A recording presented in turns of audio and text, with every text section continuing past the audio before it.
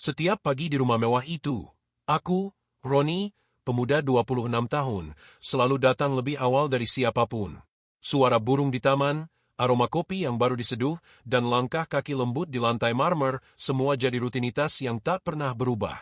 Tapi sejak Bu Saskia mulai sering turun ke dapur dengan pakaian tidurnya yang tipis, aku tahu sesuatu di rumah ini mulai berbeda. Tatapannya bukan sekadar basa-basi. Senyumannya bukan lagi sekadar ramah. Ada sesuatu di balik mata itu, sesuatu yang membuat jantungku berdegup lebih cepat setiap kali kami berpapasan. Dan pagi itu, ketika tangannya tanpa sengaja menyentuh jemariku saat aku menyerahkan cangkir kopi, aku sadar batas antara majikan dan pembantu mungkin tak akan bertahan lama. Jangan lupa dukung channel ini dengan cara like, komen, share, dan subscribe agar kami semakin semangat menghadirkan kisah-kisah inspiratif lainnya. Setiap pagi, sinar matahari selalu menyusup lewat jendela besar rumah itu. Rumah 2 lantai dengan halaman luas dan taman yang tertata rapi. Disitulah aku bekerja sebagai asisten pribadi majikanku, Pak Arman. Lelaki parubaya yang sibuk dengan bisnisnya, jarang pulang, dan hampir setiap hari berangkat pagi-pagi sekali. Namaku Ronnie, umur 26 tahun. Sudah hampir 8 bulan aku bekerja di rumah ini. Tugasku cukup sederhana, memastikan semuanya berjalan lancar. Dari urusan kebun, mobil, sampai kebutuhan dapur. Tapi yang paling sering berinteraksi denganku, bukan Pak Arman, melainkan istrinya. Namanya Bu Saskia. Umurnya 33 tahun. Cantik, anggun, dan entah kenapa, terlalu ramah untuk ukuran seorang istri pengusaha besar. Setiap pagi, saat aku sedang menyiram bunga atau mencuci mobil, dia selalu muncul di teras, memakai gaun tidur tipis dan wangi parfumnya terasa sampai jauh. Pagi, Ronnie, sapanya lembut pagi itu sambil menyesap kopi. Udara segar ya, kamu udah dari jam berapa bangun? Aku hanya tersenyum kecil, berusaha menjaga sikap. Dari jam 5, Bu, biar kerjaan beres sebelum Pak Arman berangkat. Dia tertawa kecil, suaranya menembus ke dalam dada. Kamu rajin banget. Kalau semua pegawai kayak kamu, hidup saya pasti tenang. Aku menunduk sopan. Tapi jujur, sulit menahan pandangan saat mataku tanpa sengaja bertemu dengan wajahnya yang begitu memikat. Bibirnya merah, kulitnya putih bersih, dan tatapan matanya seolah menggoda tanpa kata. Hari-hari berikutnya, suasananya makin aneh. Bu Saskia mulai sering memanggilku untuk hal-hal sepele. Kadang cuma untuk minta tolong ambilkan air, atau sekadar ngobrol di taman. Tapi setiap kali aku datang, dia selalu berdiri terlalu dekat. Sampai suatu pagi, saat aku sedang mengelap mobil di garasi, suara langkahnya terdengar di belakangku. Ronnie, panggilnya lembut. Aku menoleh, dan seketika jantungku berdetak tak karuan. Bu Saskia berdiri di sana, dengan rambut terurai dan senyum tipis di bibirnya. Kalau kamu terus serajin ini, saya bisa makin tergantung sama kamu, tahu. Nada suaranya terdengar lembut tapi menggoda. Aku hanya bisa menelan ludah pelan. Bu, saya cuma melakukan pekerjaan saya, jawabku gugup. Dia tersenyum lagi, langkahnya mendekat perlahan. Saya tahu, Ronnie. Tapi entah kenapa, setiap pagi kalau lihat kamu kerja, rasanya rumah ini jadi lebih hidup. Kata-katanya menggantung di udara, meninggalkan suasana yang sulit dijelaskan. Dan sejak hari itu, pagi di rumah mewah ini tak pernah terasa biasa lagi. Sejak pagi itu, suasana di rumah besar ini berubah. Aku tak lagi bisa bekerja dengan tenang seperti sebelumnya. Tatapan Bu Saskia selalu terasa mengikutiku, bahkan saat aku pura-pura sibuk mencuci atau menyapu halaman. Setiap kali dia lewat, langkahku seolah berhenti sendiri. Ada sesuatu dari caranya menatap, lembut, tapi juga berani. Seolah dia tahu betul bahwa aku berusaha menahan sesuatu yang tak seharusnya tumbuh. Suatu siang, ketika matahari sedang terik-teriknya, aku sedang merapikan tanaman di taman belakang. Tiba-tiba suara tumit sepatunya terdengar pelan di atas lantai marmer. Aku menoleh, dan lagi-lagi dia berdiri di sana. Kamu nggak istirahat, Ronnie? Katanya lembut sambil menatapku. Aku tersenyum kecil. Belum, Bu. Saya selesaikan dulu yang ini, baru makan siang. Dia melangkah mendekat, bayangannya jatuh menutupi sebagian wajahku. Kalau kamu terus kayak gini, nanti gosong lo, ucapnya sambil tertawa kecil. Tapi bukan kata-katanya yang membuatku kehilangan fokus, melainkan matanya. Tatapan itu, begitu dalam, dan seolah berbicara sesuatu yang tak terucap. Aku menunduk, pura-pura memperhatikan tanah. Saya sudah biasa, Bu. Namun tanpa kusadari, jaraknya kini tinggal sejengkal. Aku bisa mencium aroma tubuhnya, campuran wangi melati dan kopi pagi. Aneh ya, Roni, katanya lirih, saya jadi sering nyari-nyari alasan buat ngobrol sama kamu. Aku terdiam, tidak tahu harus menjawab apa. Suara burung di taman terasa jauh, dan waktu seolah berhenti sesaat. Lalu dia menatapku lama. Kamu nggak merasa aneh? Tiap saya dekat, kamu selalu tegang begitu. Aku tersentak pelan, buru-buru berbalik pura-pura mengambil alat semprot. Maaf, Bu, saya cuma takut salah bicara. Dia tersenyum samar, lalu menatapku dari belakang. Tenang aja, Roni. Saya nggak bakal marah. Saya cuma pengen tahu, kenapa tiap saya lihat kamu, dada saya juga ikut berdebar. Kata-kata itu membuat tubuhku membeku. Aku tahu ini sudah melewati batas, tapi entah kenapa, sebagian diriku justru ingin tetap di situ. Hari itu, tatapan kami bertemu untuk pertama kalinya begitu dekat. Tatapan yang membuatku tak bisa tidur malamnya. Dan dalam hati kecilku, aku tahu, ini baru permulaan dari sesuatu yang tak seharusnya terjadi. Sore itu langit tiba-tiba gelap. Angin bertiup kencang, dan tak lama hujan deras mengguyur seluruh halaman rumah. Aku yang sedang menutup pagar berlari ke dalam untuk berteduh. Bajuku basah kuyup, menempel di tubuh. Begitu masuk ke teras, aku terkejut melihat Bu Saskia sudah berdiri di sana. Ia mengenakan gaun santai berwarna putih, rambutnya sedikit berantakan, tapi justru membuatnya tampak begitu alami. Di tangannya, secangkir coklat panas mengepul. Masuk, Roni. Kamu kehujanan, katanya sambil tersenyum. Nanti masuk angin. Aku menunduk, setengah kikuk. Iya, Bu, maaf saya nggak sempat ambil jas hujan. Udah, sini dulu, katanya lagi. Tunggu di ruang tamu, saya ambilin handuk. Aku menuruti ucapannya, duduk di kursi besar dekat jendela. Dari luar, suara hujan terdengar menenangkan, tapi di dalam dadaku, justru ribut. Ada perasaan yang sulit dijelaskan setiap kali aku dan dia berada di satu ruangan. Beberapa menit kemudian, Bu Saskia kembali dengan handuk tebal di tangan. Dia mendekat perlahan, lalu tanpa ragu menyodorkannya ke arahku. Tapi saat aku hendak mengambil, tangannya justru berhenti. Diam aja, sini, biar saya bantu. Aku spontan ingin menolak, tapi suaranya terlalu lembut untuk disangkal. Ia mengusap pelan rambutku yang masih basah, lalu menepuk-nepuk pundakku dengan hati-hati. Setiap sentuhan terasa hangat, kontras dengan udara dingin di luar. Roni, bisiknya pelan, kamu selalu kerja tanpa ngeluh, ya? Aku mengangguk pelan. Saya cuma berusaha melakukan yang terbaik, Bu. Dia tersenyum, tapi ada sesuatu di balik senyum itu. Seolah ada kerinduan yang ia sembunyikan dari dunia. Kadang saya iri, katanya lirih, kamu kelihatan tenang, beda sama hidup saya yang serba kaku. Aku menatapnya sejenak. Ada kesedihan di matanya yang tak pernah kulihat sebelumnya. Dan entah kenapa, saat itu aku benar-benar lupa siapa dia dan siapa aku. Hujan di luar semakin deras, sementara jarak di antara kami semakin dekat. Dan di dalam hati, aku mulai sadar bahwa badai yang sebenarnya bukan di luar sana, melainkan di dalam dada kami berdua. Sejak hari hujan itu, hubungan kami tak lagi sama. Ada sesuatu yang berubah, meski tak satu pun dari kami mengakuinya. Tatapan kami jadi lebih lama, percakapan kami jadi lebih lembut, dan setiap kali kami bertemu, waktu terasa berhenti sejenak. Aku tahu, seharusnya aku menjaga jarak. Tapi setiap pagi, Bu Saskia selalu punya cara untuk membuatku bertahan di sisinya lebih lama dari yang seharusnya.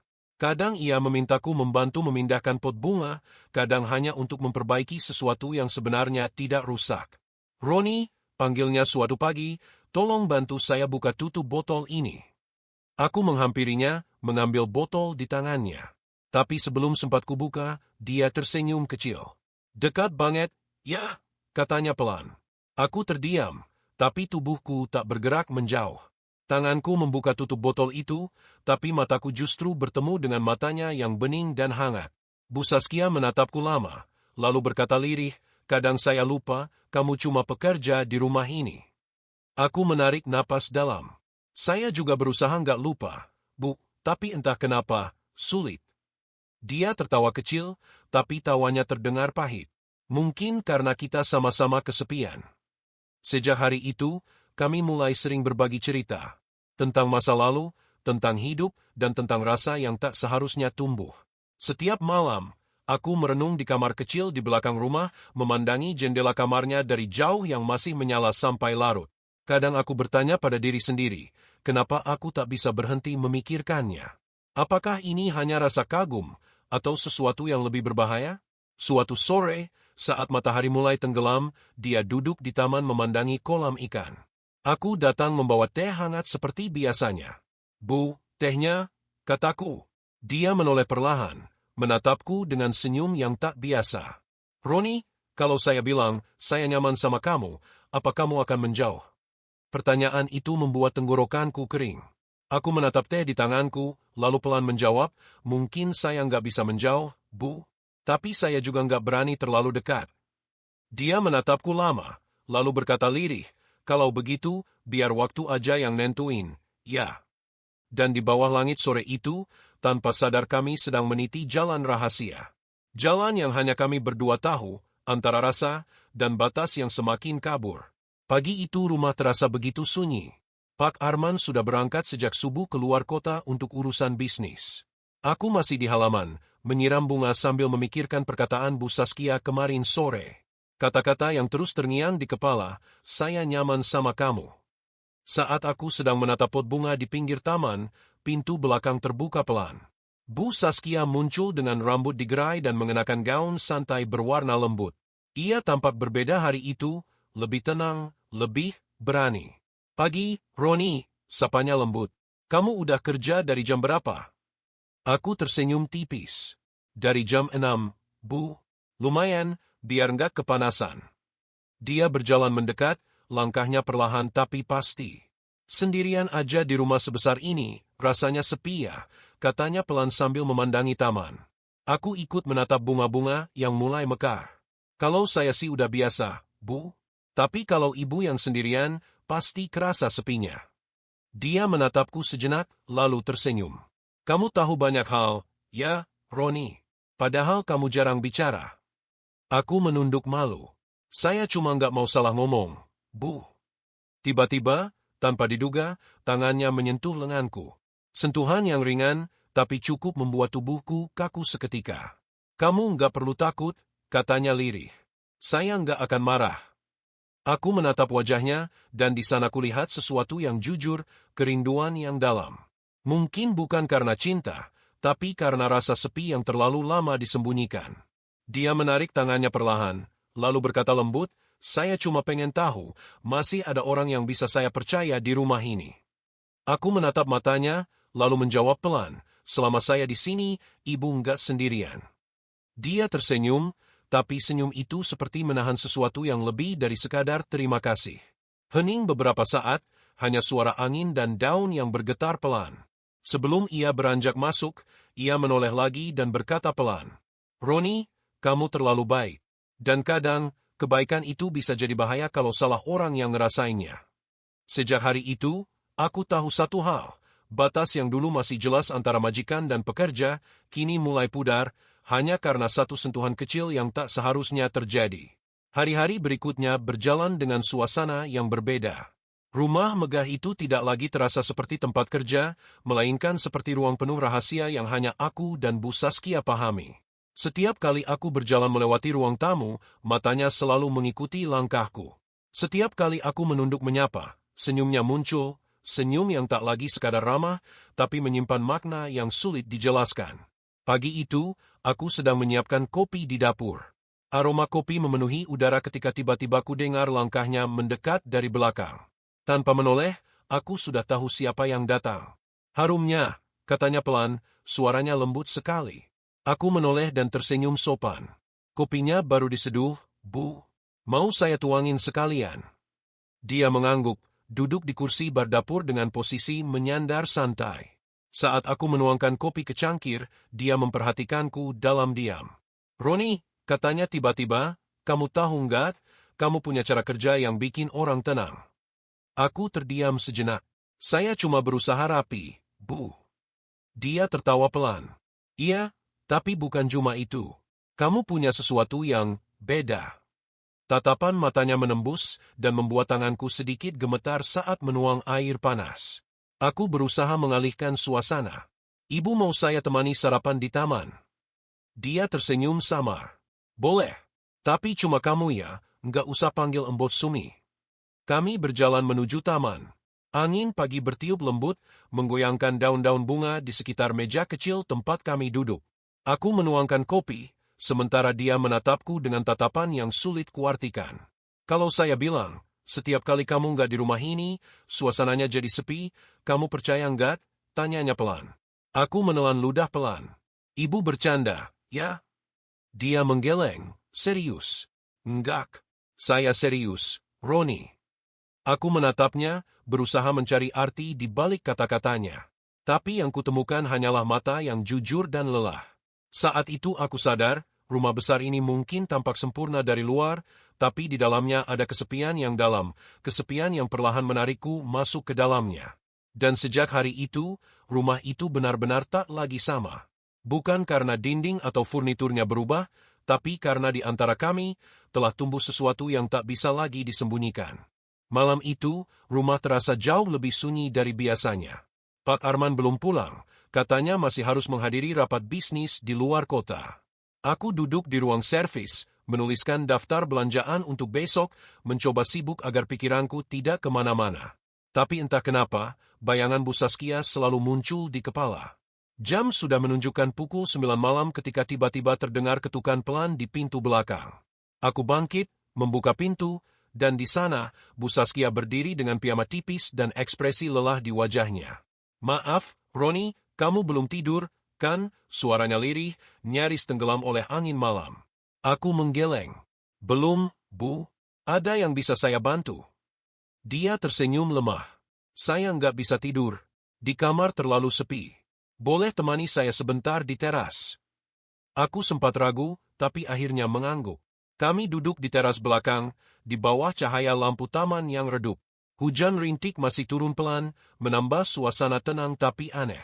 Dulu, katanya tiba-tiba, rumah ini penuh tawa. Sekarang cuma sunyi. Aku menoleh pelan, mendengarkan.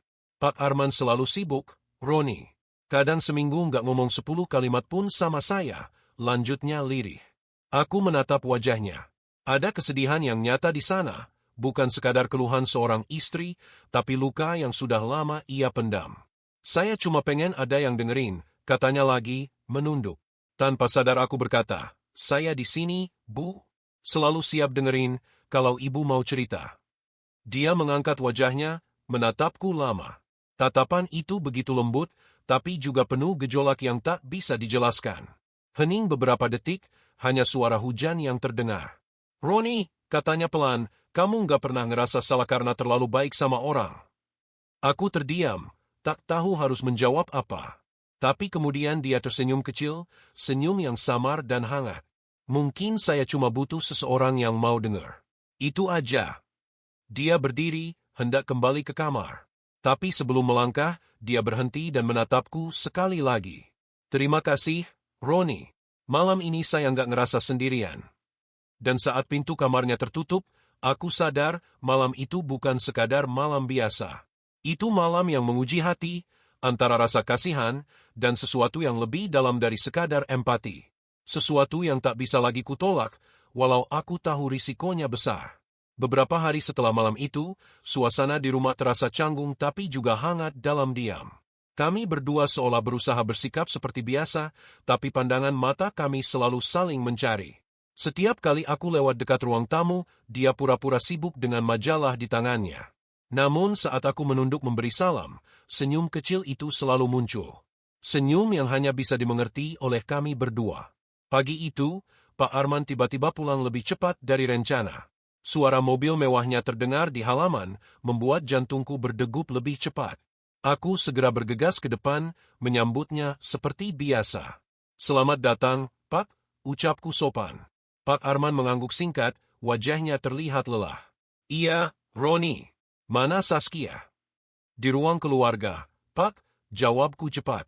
Beberapa menit kemudian, suara mereka terdengar dari ruang tamu. Aku tak sengaja lewat di lorong dan samar-samar mendengar nada bicara yang meninggi. Kenapa kamu nggak angkat teleponku? Suara Pak Arman berat, terdengar kesal. Aku sibuk ngurus rumah, jawab Bu Saskia datar. Ngurus rumah atau ngurus hal lain? Aku berhenti sejenak, dada terasa sesak. Suasana menjadi tegang. Lalu langkah kaki Pak Arman terdengar menjauh menuju tangga. Aku cepat-cepat mundur, pura-pura sedang menyapu lantai belakang. Tak lama kemudian, Bu Saskia muncul di pintu dapur. Wajahnya pucat, matanya berkaca-kaca. Tapi begitu melihatku, ia berusaha tersenyum. Semua baik-baik aja, Bu, tanyaku pelan. Dia menggeleng. Nggak apa-apa, Roni. Saya cuma capek. Aku menatapnya dalam diam. Ada sesuatu di balik ucapannya yang membuatku yakin ia sedang menyembunyikan luka yang lebih dalam dari yang terlihat. Siang itu, ia duduk lama di taman, menatap kosong ke arah kolam. Aku menghampiri pelan, menaruh segelas air di meja. Bu, kalau ada yang bisa saya bantu. Ia memotong dengan suara lirih. Kamu udah bantu cukup banyak, Roni. Bahkan lebih dari yang kamu tahu. Aku tak menjawab, tapi dalam hati aku sadar. Apapun yang terjadi di rumah ini, aku kini sudah terlibat lebih jauh dari yang seharusnya. Dan rahasia di antara kami, cepat atau lambat, pasti akan mulai terbuka. Hari-hari berikutnya terasa berat.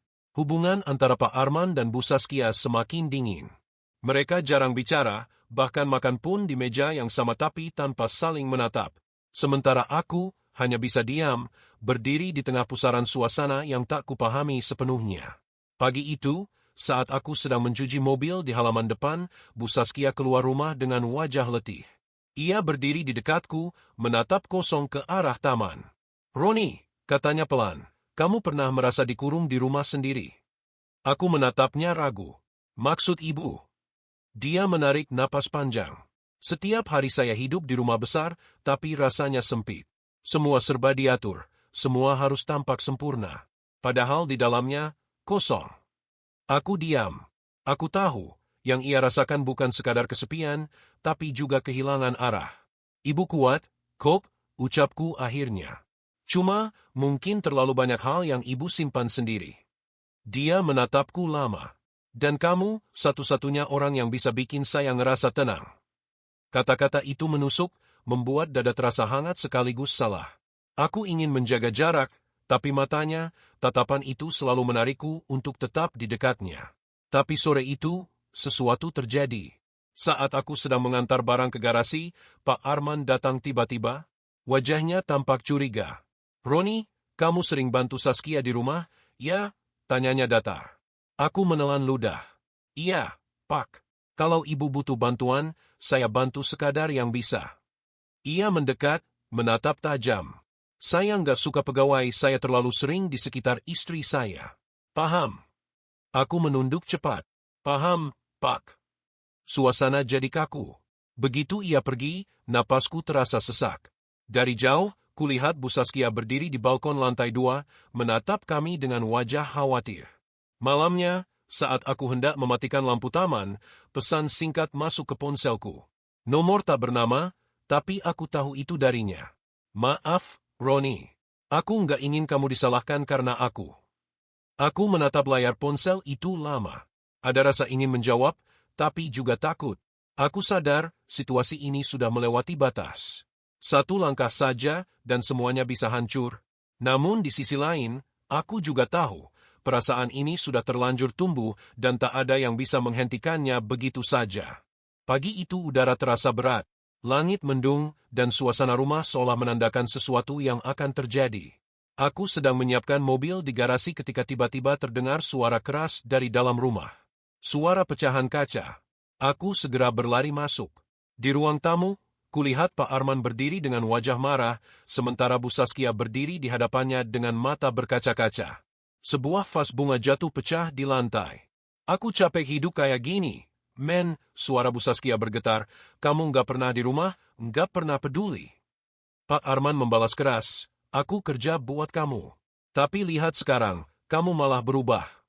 Aku berdiri di ambang pintu, tak tahu harus berbuat apa. Tapi tiba-tiba, mata Pak Arman menatap tajam ke arahku. Kamu, bentaknya. Kamu yang bikin Saskia berubah, ya? Aku mundur selangkah, jantungku berdegup keras. Bukan, Pak, saya cuma. Cukup, suaranya menggema di seluruh ruangan. Mulai besok, kamu keluar dari rumah ini. Bu Saskia menatapku panik. Men, jangan gitu. Roni nggak salah. Tapi amarah Pak Arman sudah tak terbendung. Ia berbalik, meninggalkan ruangan, membiarkan keheningan yang menyesakkan menggantung di udara. Aku berdiri kaku. Bu Saskia berjalan mendekat, suaranya lirih, hampir tak terdengar. Maaf, Roni, semua jadi seperti ini gara-gara saya. Aku menggeleng. Bukan salah ibu. Mungkin ini memang waktunya saya pergi. Dia menatapku dengan mata yang basah. Terima kasih, karena udah bikin saya ngerasa hidup lagi, walau cuma sebentar. Aku hanya bisa menunduk. Kata-kata itu terlalu berat untuk dijawab. Sore harinya, aku meninggalkan rumah itu dengan satu koper kecil di tangan. Hujan kembali turun, sama seperti hari pertama semuanya berubah. Dari balik jendela lantai 2, kulihat Bu Saskia berdiri diam, menatapku pergi. Aku tahu, kisah kami berakhir di situ. Tidak ada pelukan, tidak ada kata cinta. Hanya diam yang penuh arti, dan kenangan yang tak akan pernah bisa kuhapus. Mungkin bagi dunia, aku hanyalah pekerja biasa. Tapi bagi hatiku sendiri, aku pernah menjadi seseorang yang dicintai secara diam-diam oleh istri majikanku yang terlalu kesepian. Dan sejak hari itu, setiap kali hujan turun, aku selalu teringat satu hal. Bahwa cinta terkadang datang di waktu yang salah, tapi meninggalkan jejak yang tak pernah hilang.